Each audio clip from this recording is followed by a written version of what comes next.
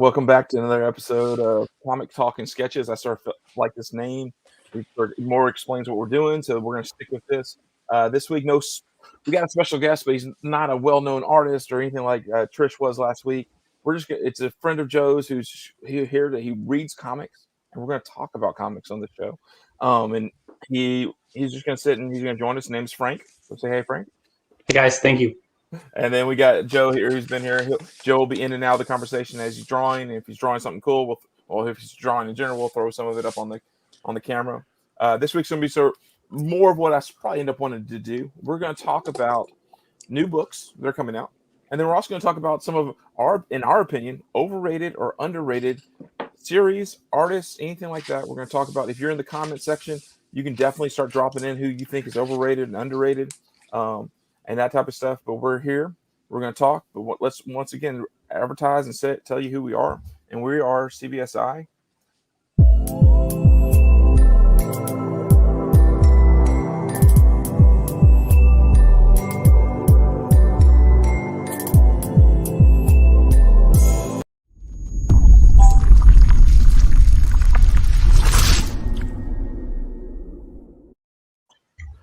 All right. So I usually never know which way to go, whether we start with the new books first or if we talk about and we go with our overrated and underrated.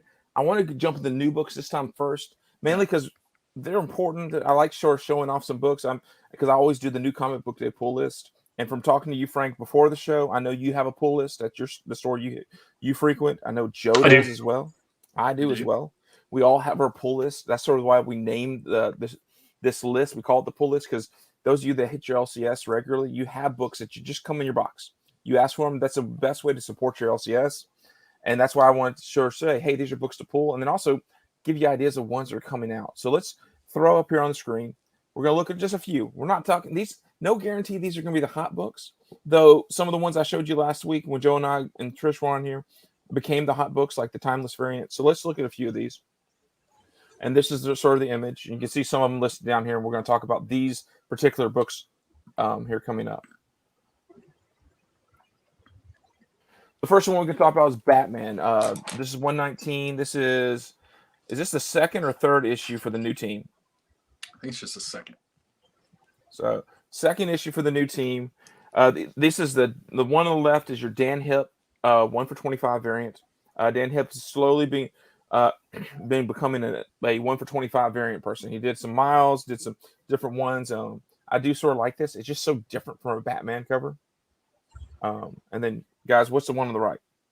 That's Jock. Yep. So are you guys both Jock fans as well? Absolutely. Huge. So this Jock is a foil. So it's not just you can find it. I think it might even be a 1 for 50. I'm not quite sure. Oh. But it's a beautiful cover. I can't imagine especially if it's white, a white foil. That's going to be, I haven't seen too many white foils come out. No.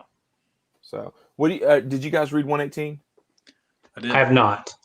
So Joe, what'd you think of it? It's pretty good. He sews up the Tinian stuff pretty quick, and then he's really nice to Tinian actually, because he, instead of like brand new Batman, he like kind of sews up a lot of the stuff that Tinian had not left dangling, but just kind of takes it a little bit logical into a completed end. So you get a good feel that, oh, we're bouncing right out of that story into this new one. And then that book is kind of in 2 acts. So the first act kind of like lets you know, oh, this is Tinian's run getting kind of like really sewn up, and we're letting the Batman be in that. And then there's kind of this like abrupt shift where he pushes it much more towards the Batman I like, which is like a detective. Mm-hmm. And it's like there's this murder and Bruce has to go solve it. And that's kind of how the last half of the book is. So I'm actually kind of intrigued to see where it goes. And this in 118 they introduce a new character, or is it just a cameo of the Abyss? One page, or was it several? Yeah, I mean it's very cameo-y. Okay, because I think this one's like the full is in this issue. Yeah. So I think on the regular cover, which I didn't pull up, it actually has the name Abyss on the cover. Yeah. Yeah. So, and Frank, you said this is in your pool as well, Joe, and you get this. It is not in my pool. I think it it's was in not. Joe's. Okay. Yeah. All right. So let's look at what we got coming next. Ooh, Black Widow, issue 13. I've been reading I only read the first arc. I've been picking these up here and there. Gorgeous Adam Hughes covers for cover A. What about you guys? You been grabbing these? I've got these, yeah. All right, Frank, are you caught up? Have you read them all? I am not caught up. I am the world's worst about buying a stack and then reading it all at once. I want to have like more than a couple issues of a book, and then I'll just marathon read them all. Okay, so I've how far into it are you? Not them out yet. How far did you get into Black Widow? I read the first 6 to 8 issues is all I've read so far. I mean, I have all of it. I just haven't read it all. Gotcha. I'm not sure if something special is happening in this, but I always start questioning when I see a book that normally only had like 2 covers start to have 3 and 4 covers. It makes me feel like something's going to happen, or this is the start of a new arc. Because this is an A, B, and C cover. None of them are incentives. There are actually incentives you can get. I think there's also a Peach Momoko cover for this too. There is. And then I think there's just and I know that up to issue 15 has at least 4 or 5 covers too. Okay, so I'm curious. I don't know if they're just trying something and pushing them out, or really trying to push the Black Widow. But I love this cover in the middle. Middle is gorgeous. I think it's shoot, I had the name for a second.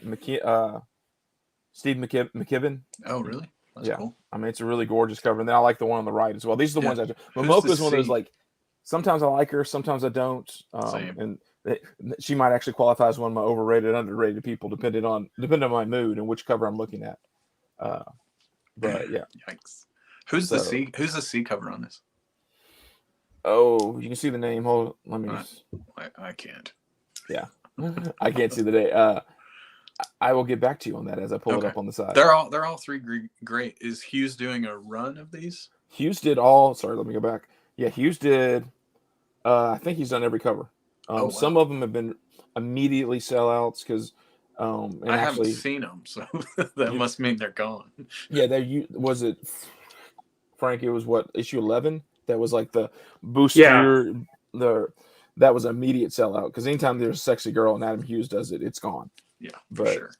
But also, I know if issue 6 and maybe 7, they introduced a new character that's like a protege for Black Widow, and then it might have been issue 11, maybe 12. They introduce a bad guy, and the bad guy's the one with the sword. So now in this cover, she has the sword. Oh, cool. So the Living Legend or something, I don't know. Is the bad guy's name. So you get these new characters. Yeah, that's cool. But I enjoyed the arc. It's a good. I'm sort of excited to read it. Okay, Inferno. I haven't read any of this. Hickman is one of those. I don't think Hickman's writing this, but Hickman completely changed the world of X-Men, made it amazing. But man, there's a lot to read when you read a Hickman book. So there's literally a lot to read. Yeah, so I mean, some pages are just text. Yeah. Have either of you been reading the Inferno series? It's in my hold box. I've got the first 2, maybe the first 3 now, but I haven't read them. But I've got them. No. Yeah. I haven't. The last X-Men thing I read was Powerhouse. No, Swords. Okay. Swords. It was pretty good. It was pretty good. So what? 20 issues? Well, I didn't read all of them. Oh, okay. I only read the highlights. X of Swords or 10 of Swords. Yeah. Yeah. This is cover A, is the Decal cover. I love this little Mystique turning into Wolverine. Decal's one of those guys who's underappreciated. The issue 3 cover with Morgan McTaggart is gorgeous. That's the one I picked up. Oh yeah. I mean, then the in center here is the 1 for 25, and then you got this 1 for 100. It's called the Hidden Gem variant, which usually means it's a Kirby cover or something, but this is Udon. And Frank, you're telling me Udon is... Yeah, he does a lot of the work for Capcom. He did like Street Fighter, Power Stone, Darkstalkers, a lot of that kind of stuff. So if you look up any of his work, that's what you're going to see mostly. Okay, and which, I mean, makes... Because the number of times I saw Udon Street Fighter, like it just sort of goes hand in hand when you see that name. But it's weird to me that's a Hidden Gem cover. But I guess Udon did they do the X-Men game back in the day? I don't think so. I mean, I don't remember. They may have, but... But it's a gorgeous cover. And I can of course, the 1 for 100s are tricky. So we are spec site. So it's one of those, like, how many stores are going to buy 100 issues of Inferno number 4? True. I was talking to my LCS today when I was in there picking up some of my books, and they said, especially with Penguin's new, the way you have to order through Marvel through Penguin, you have to order 8 weeks out, like 8 issue, or Ouch. so they can't really predict what's going to be a hot book, what story. They don't even know. So you're talking 2 months away. And at 8 weeks, you don't even see the covers usually. You don't even know what you're ordering. So it's very frustrating for some of the stores, I'm sure. And like Midtown is one thing, or my comic shop where you're talking giant stores, but any small LCS, like, well, I'm not going to order 20 issues. That might be the hottest cover to come out, but I don't know what it's going to look like. Right.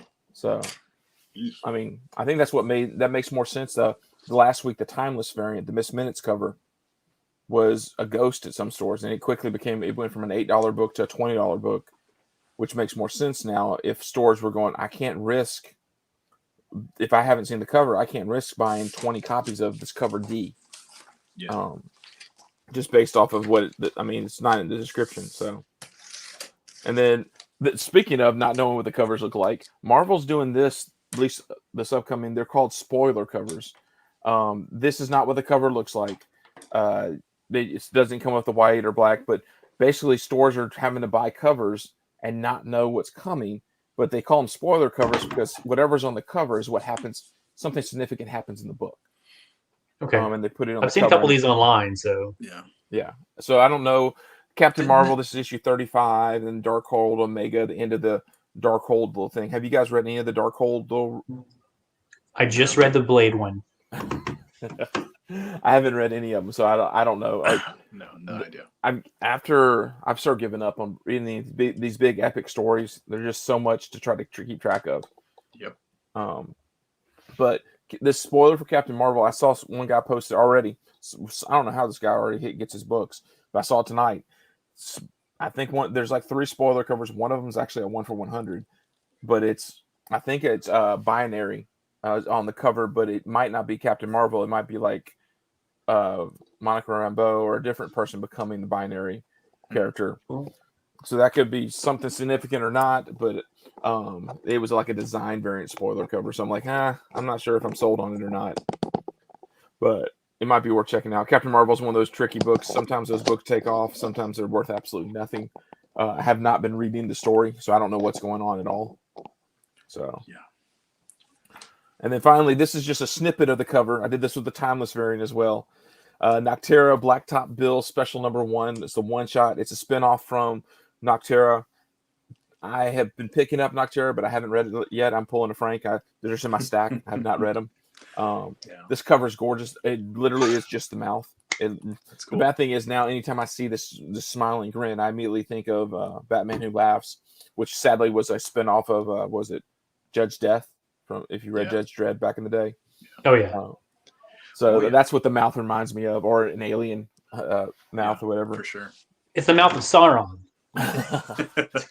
That's true. But it's a gorgeous cover. This is not an incentive. It's just like a C cover. Is it Tony Daniel? It might be. I really probably should have looked up the names of who the artists are. I mean, it looks like Tony Daniel to me. Yeah. But so those are the books coming out. There's more books coming out, guys. There's one that's definitely worth checking. But those are sort of your new release pickups. Now let's jump in and let's start thinking about overrated and underrated. So overrated and underrated. Think of a comic series. Think of a book that you really like. If anyone is reading and following us, you can definitely leave comments and we'll talk about them. But let's drop back in here and just be us on the screen. So who wants to go first with your overrated or underrated? It doesn't matter. We can talk either way.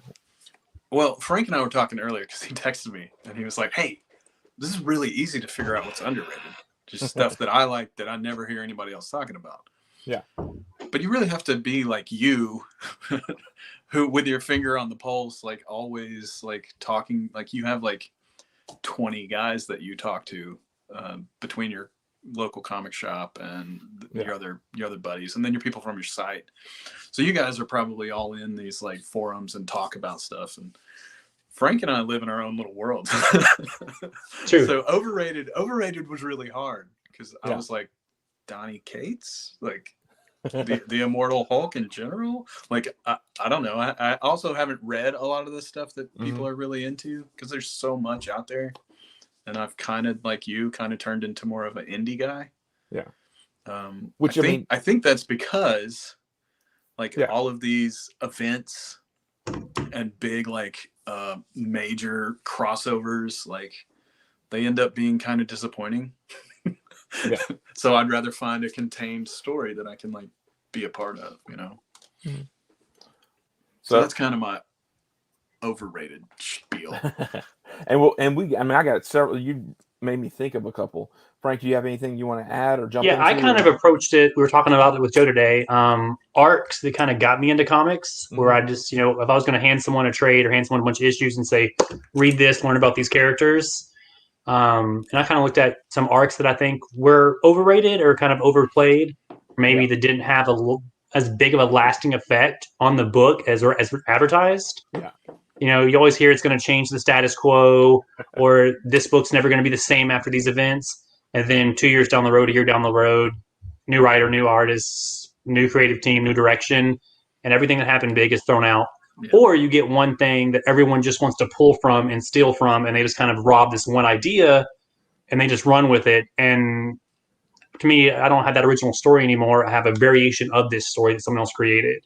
Yeah. So I had a pretty big overrated, which I don't know, maybe may disagree, but for myself, I'm a huge X-Men guy. I've always been an X-Men guy. Always will be an X-Men guy. And I think my most overrated X-Men story is the Dark Phoenix saga. Ooh, so you're coming. Yeah, I'm coming for you. I'm coming for you guys. So Dark Phoenix saga, for if someone hasn't read it, what issue does it start with? Oh gosh, I don't have the issue number, but I know it came out in 1980. And I was born in 81, so I know it's older than I am. So is it before Emma Frost, or I know she comes in the book. This would be before Emma Frost. So you're talking 129 is Kitty Pryde, 128, 129, 130 is, and the major first appearances, and then the Dark Phoenix saga. Sorry, correct, absolutely. And my issue with it is, as a standalone story, it's okay. It's okay by itself. But I think the history of the X-Men have been so bad to it because everything just steals from it. They want to copy it. They want to go back and redo it. They want to retell it. They want to, this person becomes the Phoenix Force comes back. We're going to do Phoenix End Song. They're using it now. You can't pick up an X-Men comic off the shelf today where they're not just waiting to get to the Dark Phoenix saga or waiting to bring back Phoenix. Stepford Cuckoos. I mean, all this stuff. It happened with the movies. We had 2 failed attempts to adapt the story into live action. And I think Fox just, rushed to get to the Phoenix saga without the build-up, without exploring that world. That should have been your Endgame Infinity War movie. Yeah. Not X-Men 3, we're going to throw Dark Phoenix in this. Or not the recent one. Dark Phoenix. Yeah, Dark Phoenix. We're going to throw Dark Phoenix in this without building up this character, without the payoff. And every time I see a new X-Men comic that has the Phoenix on it, I'm just not interested. I just set it down. That's, and I would actually probably agree. Like, as maybe like I don't know about the story itself being overrated, but it's stolen from so much that it's lost some of its appeal.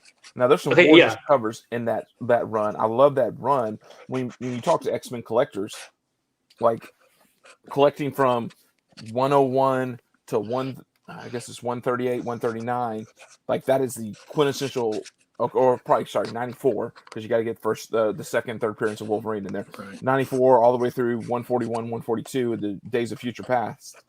I mean, you got to get those books in there. But you're right. The Dark Phoenix is stolen from. I mean, shoot, that Avengers run that just came out. Yeah, which is a decent story. But wait, didn't they just do that with A versus X? And then just any book you read right now that's got something like in the past or future, it's who the new Phoenix Force is. They're this Phoenix character, whether it's Thor, whether it's Colossus, whether it's Cyclops. Someone's always tapping into the Phoenix Force. And I think that as an isolated story, Dark Phoenix Saga was great. I mean, it's probably one of the 10 best X-Men story arcs ever written. It'll go down history.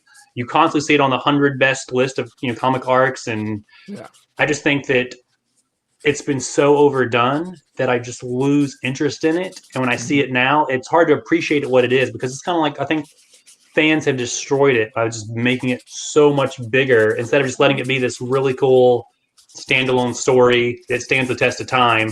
We just keep picking at it one more time. That's interesting too, because the spinoff of what you're talking about, you go Spider-Man, and one of the most overused concepts for Spider-Man is clones, sagas, clone wars, clone conspiracies. They keep going back to that well of creating these. I mean, some of the ideas behind it are interesting, and there are some new spins on it, but it's still. Let's go back to issue. I think it was 141. I mean, it was like, okay, the first Jackal and clone Gwen Stacy. Let's go back to there, and then they really abused it. What issue? It was in the 300s. They did a clone saga. Clone Saga, yeah. And then it just got worse. And then they just recently did it, and then now they got Superior Octopus walking around, who is one of from that clone spin. I have that book around here somewhere. But yeah, thinking it from that perspective, it is definitely an overworked story. And I've never actually enjoyed them, because it's been done so much. It's not, the Clone Conspiracy was terrible because we're thinking back to where it came from. I hadn't thought of it that way. All right, Joe, we can't see your paper. We see the other one. Oh, really? My bad. Just drawing. Frank was off, and I was like, yeah. Oh, sorry. No, that was good. Underrated. I can give you a couple underrated things that I have read and reread, and I think that's how I know if it's underrated, if I don't ever hear anybody talk about it again, but I'm still really into it. Yeah. I think the top of my list is Scalped. Ooh. That's awesome. Yeah, it's Jason Aaron. Jock does all the covers. I remember when I discovered it, I think I was with you, Mesh, and I was like, oh, Native American stuff drawn like this, it's inky and wonderful. Yeah, I'll read it. And I was hooked, man. There's 60 issues. He had a plan. You can feel the long game in from the very first issue, and it never bores you. You just get deeper and deeper into this Godfather-esque Native American modern story, and the art's awesome. The colors are great.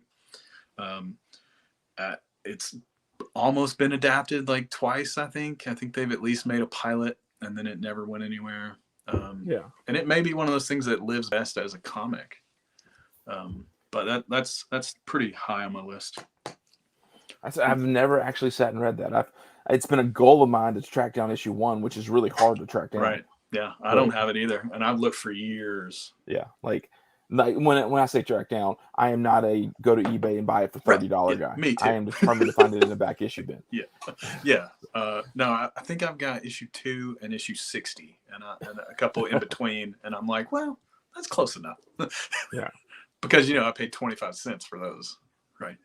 But that's also in that period of Vertigo was making the sort of transition from the mystical and sort of the weird mystical covers, which this might be controversial or not. The Sandman, I lean towards this being overrated because you can hand the Sandman to some people. We're talking Neil Gaiman Sandman. Yeah, Neil Gaiman Sandman, Dave McKeon or whatever. It is a hard book to read. You have to be in the right mindset to read. You can't hand them a single issue. You have to hand them a trade. You have to explain there's stuff in here that you're not going to understand for 20 issues, especially in the first part. Do you think the show's going to work? I'm not sure. That gets tricky because you look at what they do to Lucifer. They took a character from that series and they turned it into a cop drama, and it worked as a cop drama. But no one would make any connection really for it being originated in Vertigo. But at the same time, when Lucifer, the character, spun out of Sandman and got handed to someone else, the art in it changed. And the story itself is okay, but have you read any? It's hard to look. I haven't read it, but I did watch the show, so yeah, I'm on the other spectrum of that.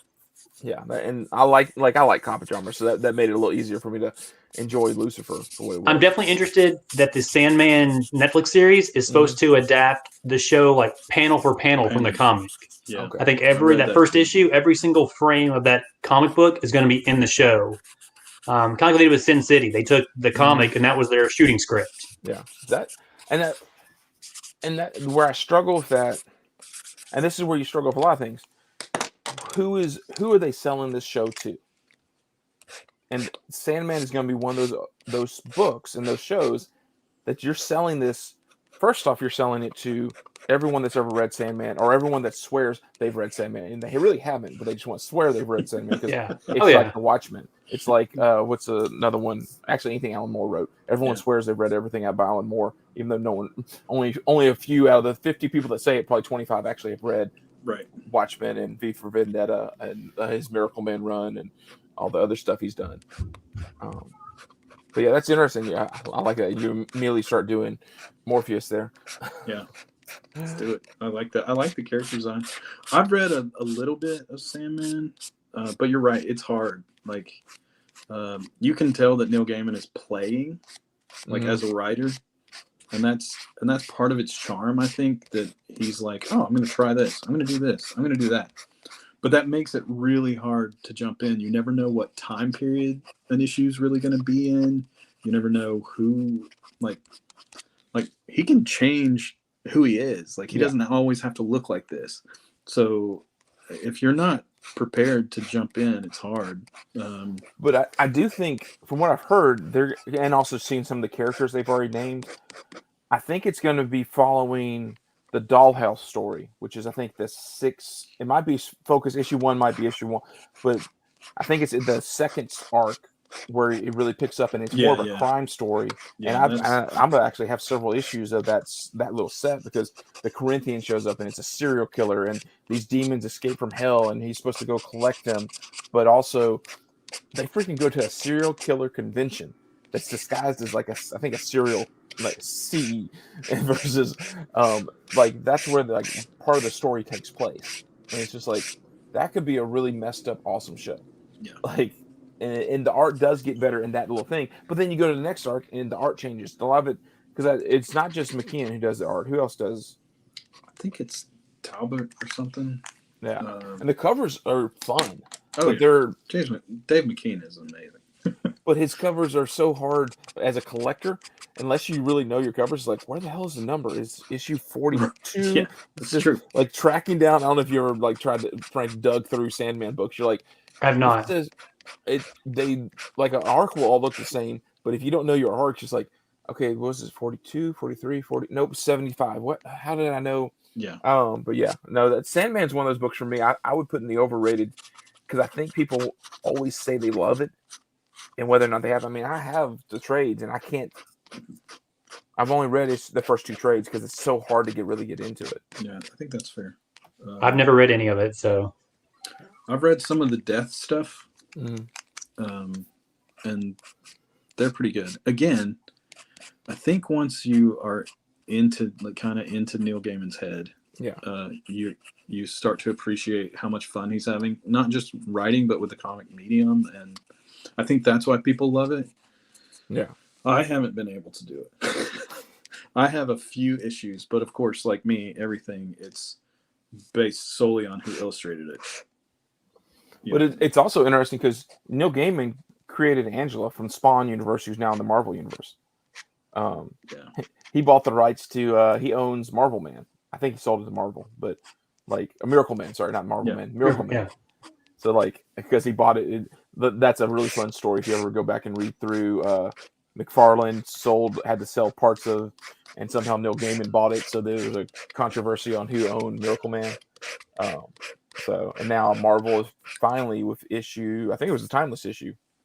They reveal that Miracle Man is a part of the Marvel universe. By reveal, they show a symbol. So now they can drag this out for 100 issues. So that's one of my overrated. We keep going. Okay, who we got? X-Men. Any more overrated X-Men or? No, I've got my underrated. Okay, hit me with it. And I'm thinking of just also of arcs and just series. I thought of a series that I think is severely underrated. And Joe will agree. Lone Wolf and Cub. Oh, nice. That is my absolute go-to underrated that whole. I mean, to this day, Joe and I'll be reading an issue and screenshot a single panel and like text it to each other, Yeah. whether it's just a quote from it or a line or just an action sequence or even a look a character has. And there's just moments in that book that you can just read by themselves where the parables and stories are just so strong. And you can see how everything we've watch in modern cinema and read just borrows from it. I mean, it's incredible. So And I can't believe that it hasn't been readapted or there's not, a super huge trade coming out or the books aren't being reissued. Yeah. Or there's not someone trying to relaunch it or make it modern, a Lone Wolf and Cub TV series with today's modern day Kurosawa doing Lone Wolf and Cub. Yeah. Yeah. So who's the author and illustrator of that? Kojima is the illustrator. Frank Miller did the first 35 covers. I think he does the first 12. Then Sinkovich does first 12. Okay, that's right. Yeah. So it's pretty good stuff going on. And when did that start? Because it's one of those books it's from the 70s all the time. I mean, in Japan, it's from the 70s, I think. Okay. And they did all of it, and it's enormous. Like I don't even know how many, and most of them are 60 to 70 pages long. And it's 45 issues. Yeah, well, that's the epic. That's the epic version. Yeah. But you mean okay? The manga itself is way longer. It's ridiculous. Yeah. Because I've been trying to track down those, the Dark Horse omnibuses. The omnibuses, and they're so expensive. It's crazy. Well, it's weird. The first one or two. Yeah, you can get the first one or two at your Books A Million for $15, and then try to get anything after that. You're looking at $60, $70 eBay price. Well, and that's one of those things, and because we do speculation too, there are trades out there that they reprint 1 and 2 multiple times, but 3 and 4 and 5, no one bought it, so they quit printing it. So you talk about all of a sudden that book hits $60 and $70. There are GI Joe trades out there that are that way. There's Star Wars trades out there that are that way. So yeah, you're lucky to find it. And the cool thing is you can find it at a used bookstore randomly. That's what happened here. I found trade 5 and 6 at a video game store used in their little anime section. Yeah. And I was like, these are the Lone Wolf and Cub omnibus. And she's like, they're $10 a piece. And it was just, I couldn't get my wallet out fast enough. I was like, okay, $10? Yeah, okay. But at the same time, you're two people that know that. Oh, yeah. You know it's what it's worth, but you also want it because and that's the hard thing with trades, especially it is a select, I dabble in flipping trades every once in a while. I can buy a trade and seeing it sell for $60 and I found it for 10, and it'll take 2 months before someone like you goes, damn it, I just got to pay the price. And you actually buy it. That's just the way it is. Lone Wolf and Cub, Joe has told me about it multiple times. I know you like it, but it's few and far between of people that have read it. Yeah. And I'm like you when it comes to, I want to go to my comic shop and go to that $1 bin box or that 50-cent box and find an issue. I don't want to go on eBay and pay, $10 an issue, and $10 shipping, or somebody's just, piecing them out one by one. I love that. I have almost a whole run. I'm missing maybe 12 issues, but I think I found them all at comic shops or comic conventions. Oh, yeah. And it's the first thing I do when I go to a comic shop. I head to the L section. Yeah, whenever I go to Rick's, whenever I go to McKay's, that's where I go first to see if I can get lucky and find 1 or 2 issues. Went to Great Escape and found 2 issues a month ago that I didn't have. And it's just that moment of sliding up and being like, I don't have this one. And I keep a little list in my wallet my wife made me of all the issues I'm missing so I can just make sure I find the ones I need. No, I used to do that. And then I'd reach the point where I'm like, damn it, I need 2. And I'll eventually go to eBay and buy those 2. But for long, Joe would sit with me we hit a sale somewhere and it'd be like, okay, which ones? Okay, you pull all the Spider-Man for me and I'll pull all the X-Men for you. Yeah. And then he's like, no, I have all those. I'm like, I'll have all those too. But but I'm a completionist in the weird way of once I complete it, okay, I can take it back to the used store. And outside of a few books in the run, I had the entire Spectacular Spider-Man run. I own 4 books of that now. It's just one of those. For me, it's the hunt is what I enjoy. Yeah, then I'm okay having it in a trade. I used to be that way with Marvel Legends figures, the toys. I wanted all of them. And just even if I don't even like this figure, but I feel like I have to have it so I can have this build a figure that I'm never actually going to build because I'm not going to open them. And now I've gotten better where it's got to be that right character. The face has got to look right before I'll even, or that looks cool. I also finally got to the point where I can just see it in the wild and be happy that I had a chance to get it. Like, I found it. That's I could have bought that. I don't need it, but I found it. Well, then I would have to say one I almost bought, and I did it 3 times in my head. I'm like, okay, I'm in the red line with the register to buy this one. It was shoot, I think it was Gwenpool, but it had a Jeff the Land Shark was with him, which I really wanted. Little figure, I wanted the Jeff the Land Shark figure, and I was like, oh, surely this is like because this is hard to find or something. No, it wasn't hard to find, but I was gonna get it for $10. I was like, this is awesome. It's a $20 figure. And I started doing the math, like, but do I really care? Will I ever take Jeff the Land Shark out of the package to just set him up on my table somewhere? Oh, I'm real bad about it. I'll buy it, and then I'm like, I've got it, and then I just immediately go to set it in my closet, or I put it in a box and then put it away. Yeah.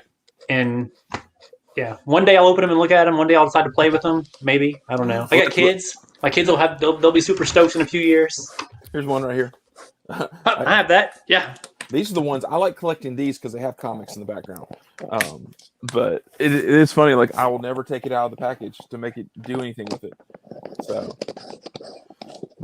and then Joe and I knew a guy who he collected every color variant to go with those. Like, oh wow, okay. So like he would go deep down the rabbit hole. Like, okay, this one the printer ink faded on it, so this one has orange instead of red, or something like that. So he would track them down. He tracked down one missing an arm, but it was a package like that, not one. Like he knew every error variant there was, and never once built one of them. He just had them in tubs. Like he'd show me pictures. Like here's all my things, and it'd be like a floor to ceiling in a closet of tubs packed with those legends. I mean, I can't say anything. That's what my room is with comics right now. Oh yeah, but I'm slowly selling off a lot of stuff because it starts to add up. It does. It adds up and it stacks up. Yeah, for sure. So, what about Joe? You got another one? Underrated. Do you remember that image? It's a weird. I mean, I like it, so it's gotta be weird. Zero. Oh, I love Zero. The assassin, like Alex Cott, and and then everybody who ever made a comic. Guidos did like issue 10 or 12, and it's beautiful. It's one of the few things that every time I see one in the wild, I'm like, oh, I'm gonna grab that. I already have it. I'm gonna grab it anyway. I think I have like issue 1 has like a 4th print. Like I bought a bunch of the 4th prints. I'm like, oh, if this ever does anything. Yeah, and no one knows about the series. Yeah, it's a cool world. Like it's kind of John Wick in many ways, but with more sci-fi. Yeah. And it would make a killer like X-Files-y type show, I feel like. Well, and the art reminded me so much because we were both really into Hawkeye and David Aja style. And have you read it, Frank? Hawkeye or Zero? I've not read Zero. No. Oh, it's cool. Zero it's a good read. It only went to 16, 12? Yeah, 12 or 16. So it's another one you can find almost every issue in dollar bins. Don't cool. say. Yeah. But it's but there's a lot of Image series like that are like really good reads that are completely underrated that people don't know about until it gets rumored for a TV show. Yeah. And then it takes off. On my list is also and you both will understand this completely because it's Jason Shawn Alexander's Empty Zone. His baby from when he was like 19, and he's still like occasionally jumping back into it. Mm-hmm. He's been doing that Philadelphia thing with Rodney Barnes, and it's really good. I don't know, Frank. I know I'll let you borrow one of them. Yeah, I've got you only borrow the first 2, and then I put the spinoff in my whole box so that when I get caught up on Philadelphia, I can read that. So. Nice. Nightmare blog. Yeah. Those covers are gorgeous. Oh yeah, the especially because I think each issue of the Nightmare blog has had a store variant that is like it looks like a Saturday evening post. Like the post. Mm-hmm. Yeah, they're gorgeous. I really like those covers. And then the Philadelphia's run, like the first 4 or 5 issues, but it's the B covers, and it's like the who's who of artists. Yeah. Like you get to issue 12, and McFarlane and is it Sink both do a cover? I think so. And everyone loves McFarlane because McFarlane never does covers for anything other than Spawn. Yeah. Well, Jason Shawn Alexander did Spawn for what, 20-something issues. He brought Spawn back into relevance, and He then did. McFarlane took over and promoted the hell out of it to keep it going. And it's good. Like I just love his artwork. It's so messy and like you know, arty, which I like. But you have to be a fan of that style, right? Like with him, like he is an acquired taste, just like when we're talking about Sandman. Like it's hard to pick up a Jason Shawn Alexander book, and like Philadelphia is the same way. Like I am curious with Hit, how many people have actually read it versus how many people heard it got optioned and are behind every issue because it's optioned. Well, he works really well in horror. Mm-hmm. I mean, it's just that sloppy, messy, like wonderfulness, the mark making that I really like that lends itself towards energy and blood. And so he worked really great in, you know, Philadelphia and Spawn. And Empty Zone is kind of the same thing. It's so he's found a niche that he can live in. And I listened to an interview with him, and he was talking about his work for DC and his work for Marvel, and they were like, "Oh, these are great books. Thank you so much." And then they never were like, "Yeah, let's do another one together," because his style is like you say, it's an acquired taste, and it's hard to sell a book. Like they didn't have a book that they could be like, "Oh, well, he can do Blade," or he can like. They didn't have anything that they thought his style matches up with character enough for him to do it. Well, especially when he came out as an artist, like you're talking mid 2000s. Yeah. And like they're still stuck in that 90s overbound muscles. I'm sure, and then Axel was pushing his crime Max stuff, but it still wasn't quite ready. Like it could go. Garth Ennis can write it dark, but he still wanted it to look more like muscles and everything. But Alexander has a cover coming out for Magic Order. That's coming out next week. Oh, cool! I haven't read any of the second. I really enjoyed the first arc. Yeah, I didn't read any of it. I was curious. It's good. He's kind of figured it out. Mark Miller. He's kind of figured out the like short form, like the 5-issue arc. Yeah, which is really nice. And Stuart Inneman is doing the. So I mean they're a good pair. They did Empress together. Yeah, which I really liked and almost made my list. Because I enjoyed that too. And it's the same thing. It's the 5 issues or 6 issues or whatever of short. This is it. If it never goes beyond this, that's fine. You still feel satisfied by reading it. But also he opened up this entire world that he can come back to and do volume 2 in 5 years if he wants, you know. And I am curious with that because that was his last Marvel thing. So I wonder who owns Empress versus everything else. They got that Netflix deal. The Miller stuff was all a Netflix deal. I'm sure it's. I don't know. Yeah. Another thing that's really underrated that I think I've handed both of you this too is the Seeds, David Aja, that came out. I have it. I have not read it.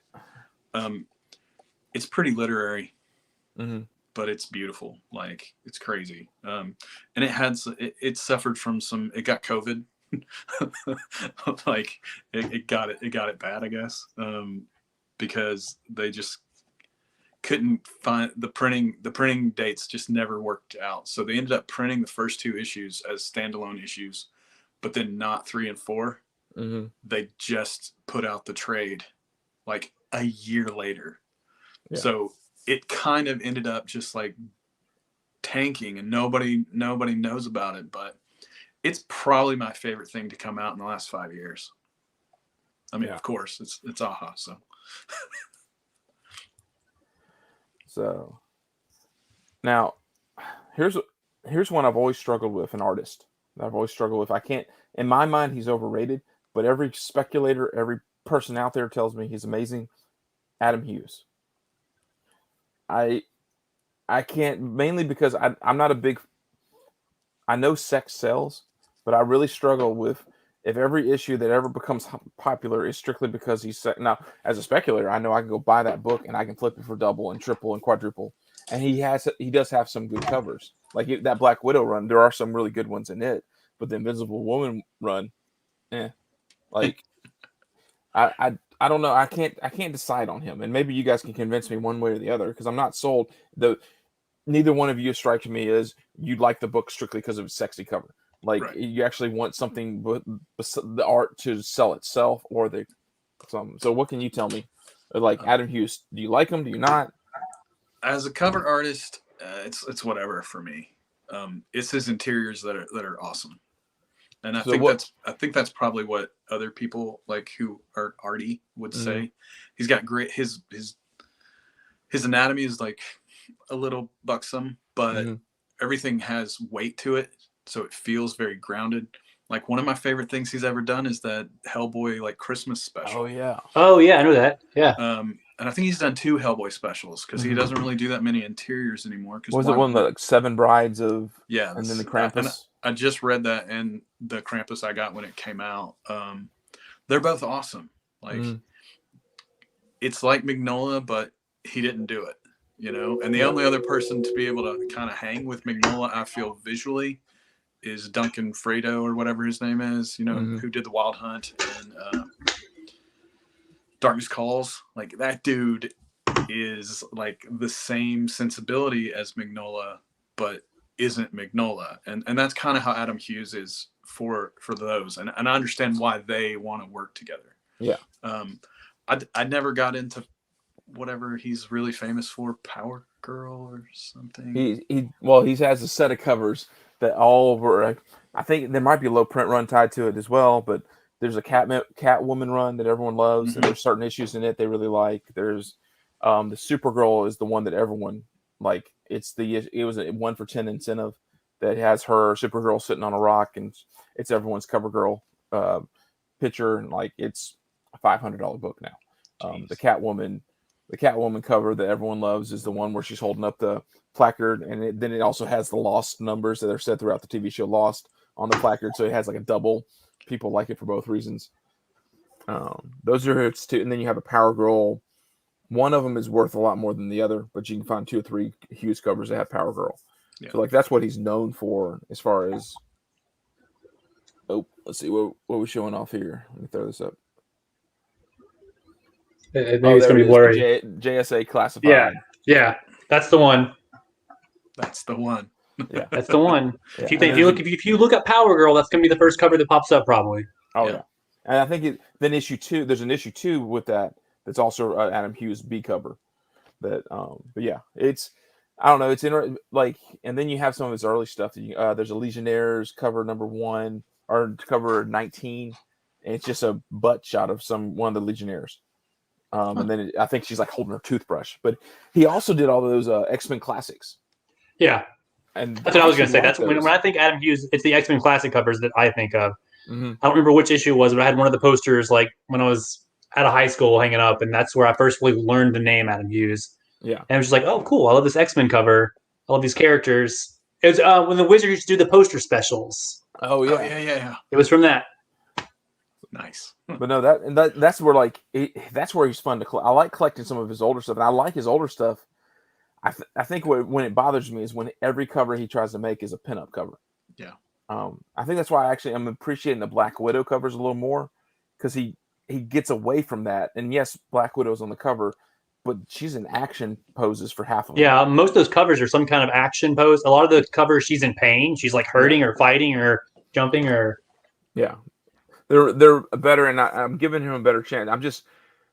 Sometimes I struggle because people talk about him like he's the god of all comic book covers, and I can't figure that out. Like, because and a lot of that's also I'm wired to like flat colors on a cover, like 2-tone, 3-tone, like Francavilla, who I guess for me he's underappreciated. Yeah, for sure. I love Francavilla puts out so many covers, and they're all very much the same style, so it gets a little.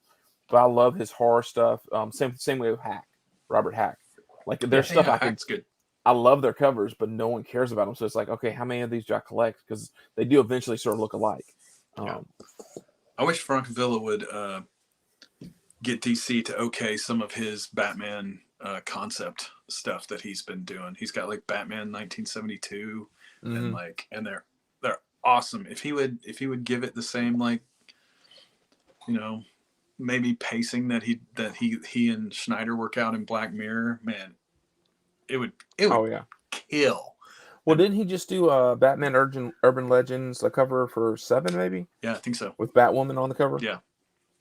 Yeah, I really like him. I mean, and I didn't know who he was until I read Black Mirror. So, I mean, it kind of put Jock and Frankville on the map for me.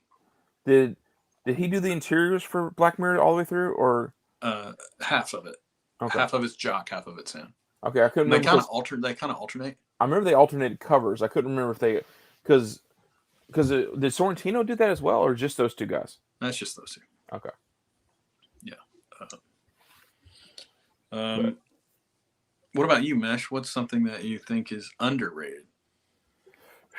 See, it's weird. I'm like you. I've gotten to where I do indies a whole lot, but for me, I'm a Spider-Man guy, and one guy in my mind who doesn't get enough credit is Dan Slott. He wrote some of my favorite Spider-Man runs and arcs he did, and he doesn't get. Not right now. He's doing Fantastic Four is what he's writing, but I don't know. It amazes me. Like, he's the one who wrote Edge of Spider-Verse, or not Edge. Well, he wrote the Spider-Verse story. Like, that was him.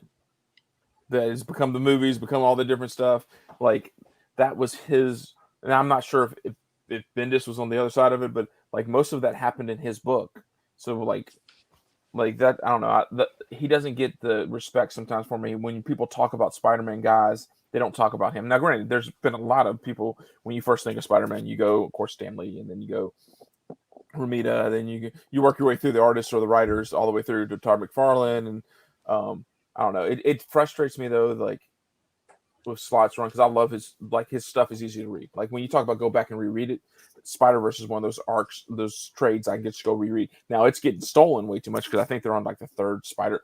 Then now they've had Venom verse and they had Carnage verse, or the Gwen verse comes out next month. I don't know.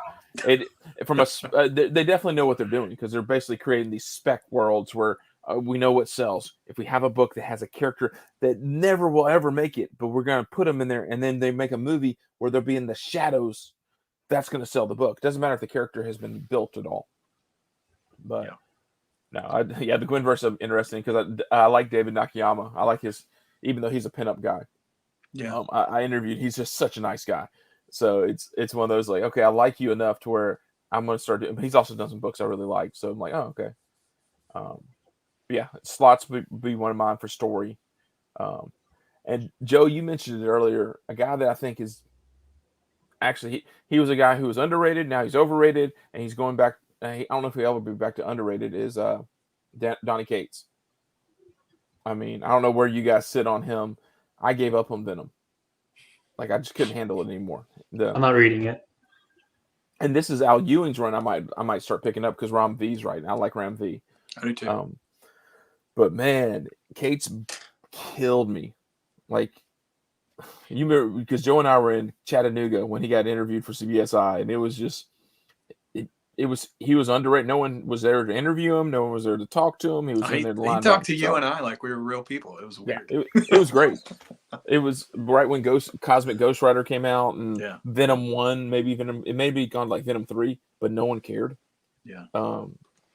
And then all of a sudden he became a god when it came to his Venom stuff, and he could say 2 words, and that book would, in the spec world, would take off to become a bestseller. Yeah, I mean, I've enjoyed a lot of the stories that he's written that I've read. I think Thanos Wins, as far as spec goes, like it kept going through the roof forever, and it's one of those rare things where it's also a really great. Those are really great books. They're super fun. And his Thor run for a little bit, with the Black Winter or whatever, like there's so much. Like he was like you, like he would send a tweet and the world would just like flutter around to try and figure out what he was talking about, and then sell that book and sell that book and sell that book. He was so good at it. It's pretty fun too. Like, and he's good at like fun. Yeah. They're fun to go back and reread. But does he? But it's kind of like when, after a while, you've read. I mean, I've read a lot of Bendis. I've read a lot of Bendis and Malieve. You know, and so it's like, oh, well, this is Daredevil, but he happens to be wearing a Moon Knight costume, which is, I mean, I'm down for it. Like I want to do it.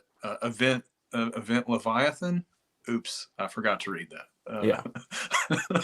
It was really hard when he made that transition to DC because I'm like, oh, you do Daredevil, you do Ultimate Spider-Man, you can't switch over. Even though Naomi might be a cool character, you can't.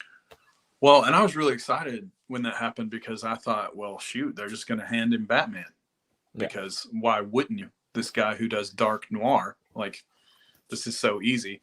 And that's when Tom King's like rocket was rising. And Tom King's run is like love it or hate it, but I think it's the same thing with Donnie Cates and with everybody, Jeff Lemire, everyone. Once you're writing too many books, you're writing too many books. Like it's really hard to write that many stories that are killer all at the same time, all within a year of each other. Like, so everything ends up kind of maybe not being as good, but you still have to hype the hype train, you know? Yeah.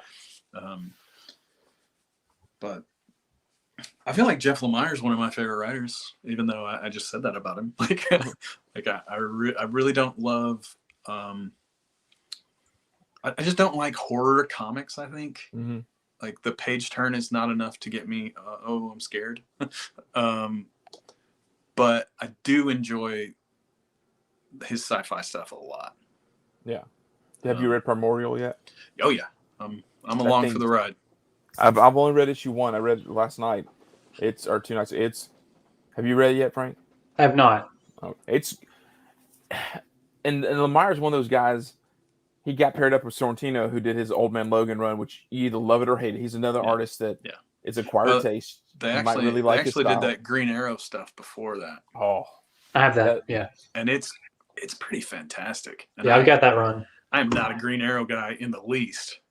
But was that issue 17 through 32? That Green Arrow run. 34 maybe. 34. Oh my gosh! It's beautiful.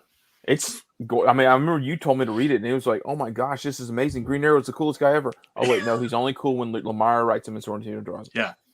Well, and then they hit their stride with Old Man Logan, and now they can kind of. I think they've worked together so well that they just. I figure he doesn't have to write nearly as much. Well, is he doing the new Old Man Logan? The one shots of Old Man Logan, Old Man Hawkeye. Stuff? No. Okay. Is there any spec on that stuff, Mesh? The Wastelanders? Yeah. It's so tricky with all of the Wastelander stuff because you're like, there might be a character who is sort of something because he's an older version of a character, but I mean, it was the only Old Man Logan matters. So you have to have Wolverine. Was it 66?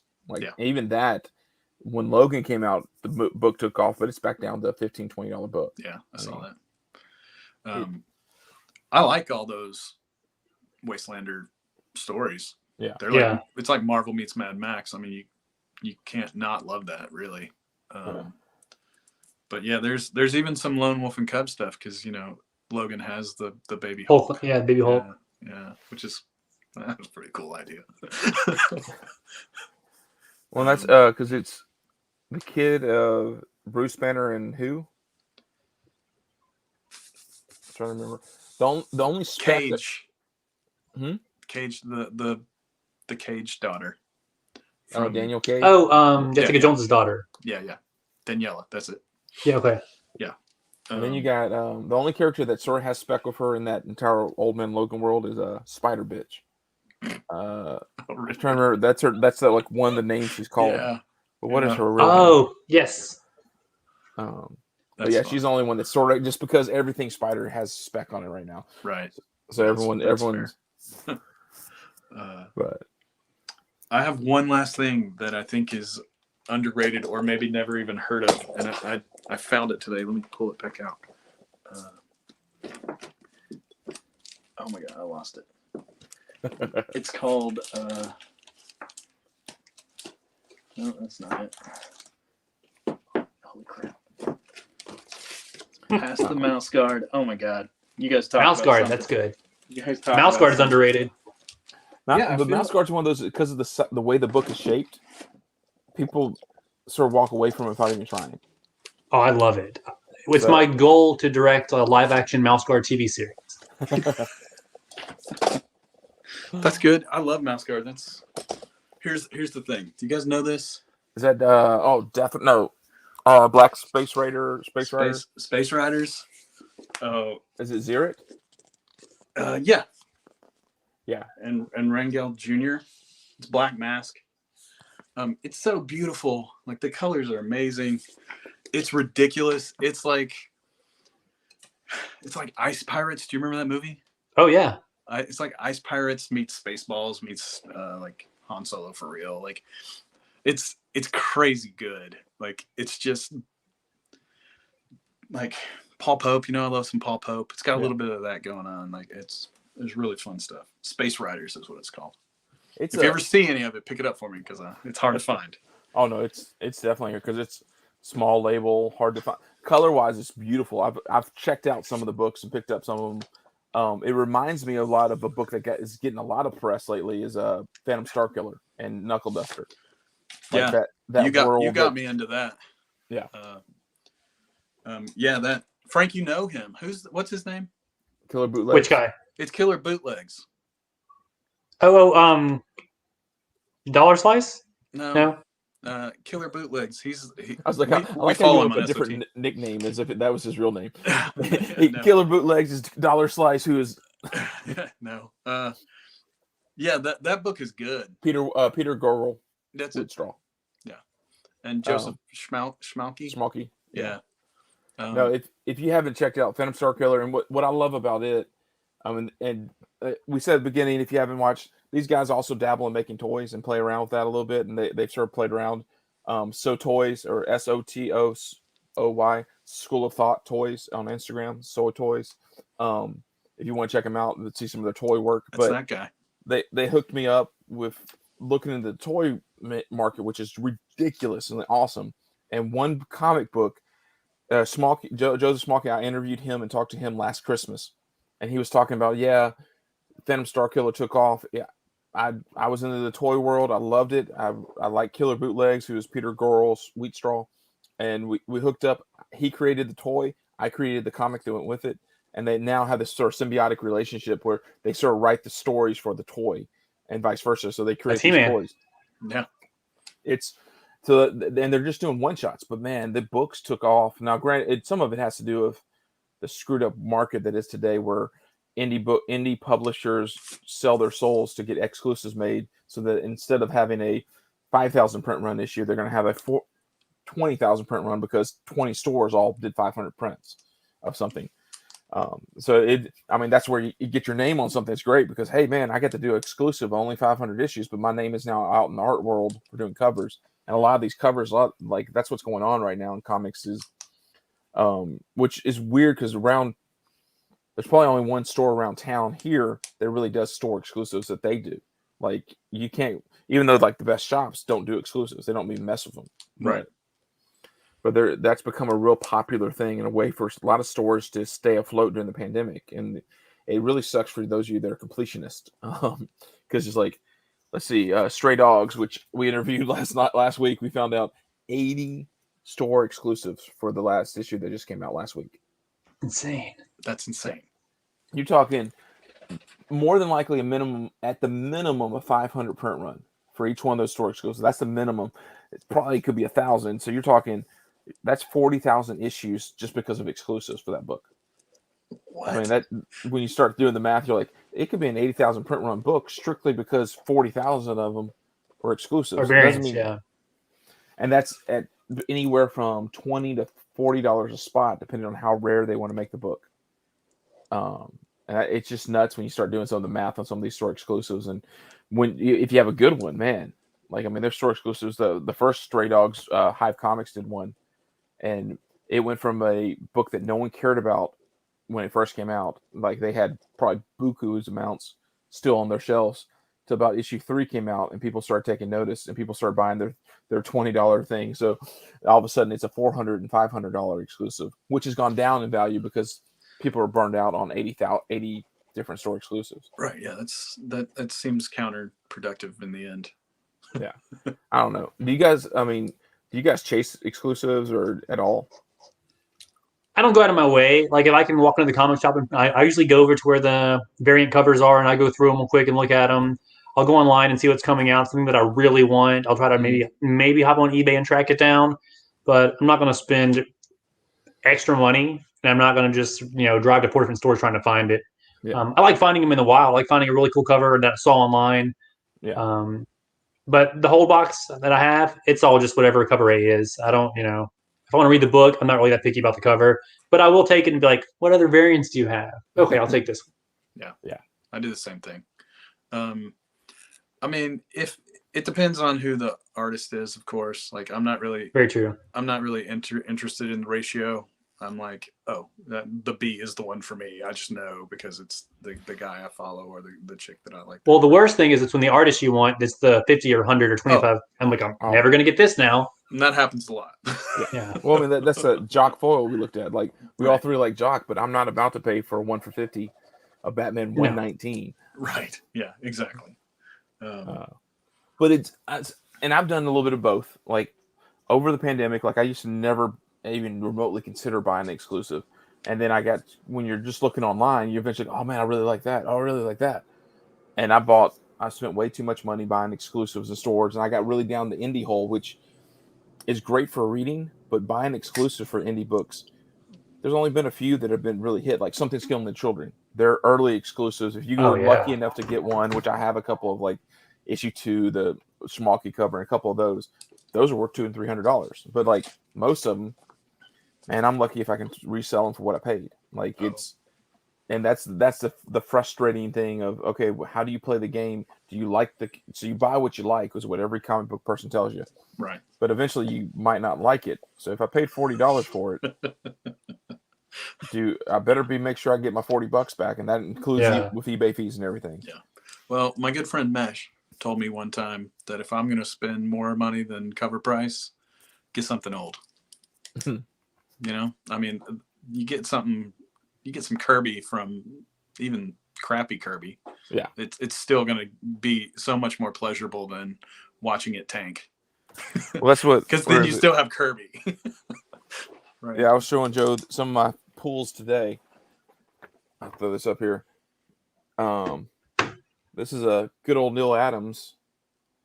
I got paid 50 cents for this, unbagged. I mean, so it's a little brown and yellow, but still in fair condition. But I paid 50 cents for it. It's a great cover. I would not pay $10 for that, but at the same time, I'd rather have that than half the covers I saw in the LCS today.